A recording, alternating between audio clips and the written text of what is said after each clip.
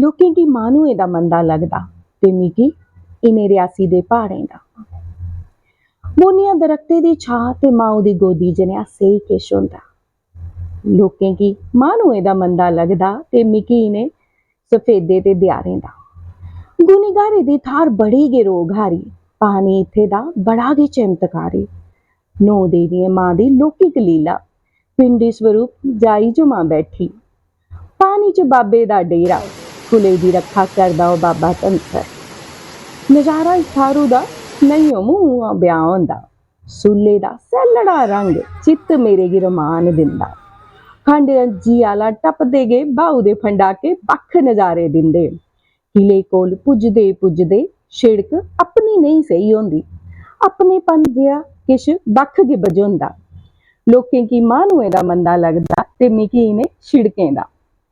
देनिया जदों चनां दी इक फराटी, चिते चा किश निकली निकली जंदा। सब किश हिरखी बजोंदे, नैर नाड़ू तलाऽ दरख्त बोलियां, किश पराना रिश्ता मिगी सेही होंदा।